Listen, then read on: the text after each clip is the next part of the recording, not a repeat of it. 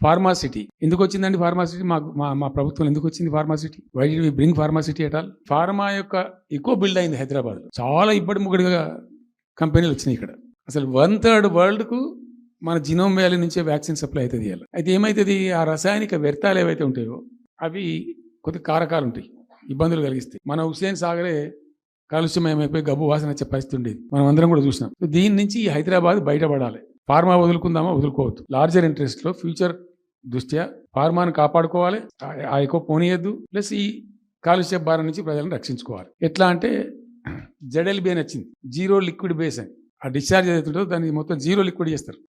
కాలుష్యం కాదు, ఏం చెడిపోదు, వీళ్ళకి ఇబ్బంది ఉండదు.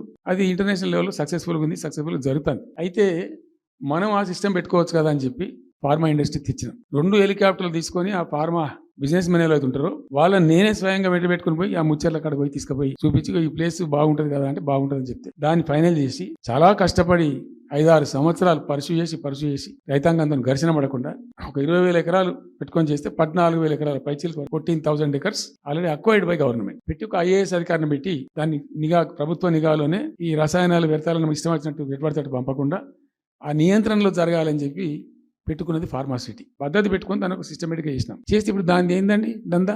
ఏదైనా చేసి దాన్ని నమ్మకదొబ్బన్నా. ఏం జరుగుతుంది రాష్ట్రంలో? ఫ్యూచర్ సిటీ, తొక్క సిటీ. ఎవరికి కావాలి నీ ఫ్యూచర్ సిటీ? నాకు అర్థం కాదు. నువ్వు పెంచినావు హైదరాబాద్, ఎవరు చేసిన హైదరాబాద్ సిటీ?